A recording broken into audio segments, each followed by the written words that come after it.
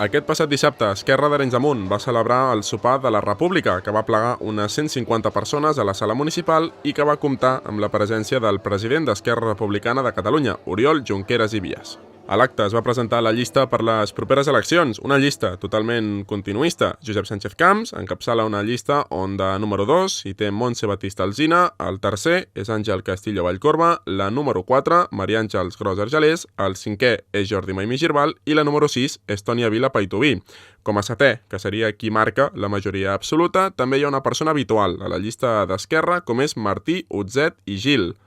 Durant l'acte es va realitzar un petit homenatge a tots aquells regidors i regidores que al llarg dels últims 40 anys han representat Esquerra Republicana al municipi i a continuació es va projectar un nou vídeo que repassava la transformació que ha experimentat Arenys de Munt en els últims anys, sobretot arrel de la urbanització superficial de la Riera i com aquest és el punt de partida de tots els nous reptes que hi ha per endavant.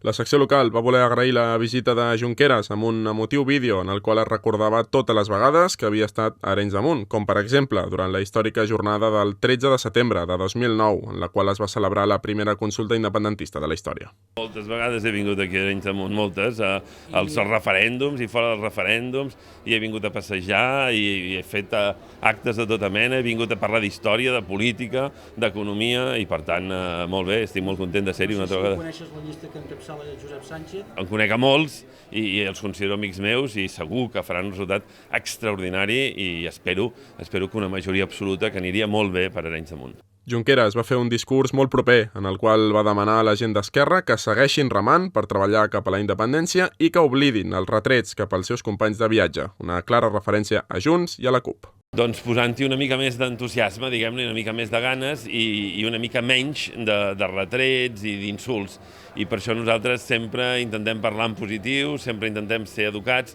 sempre intentem ser amables i intentem no deixar-nos arrossegar en les provocacions en les que d'altres ens voldrien portar.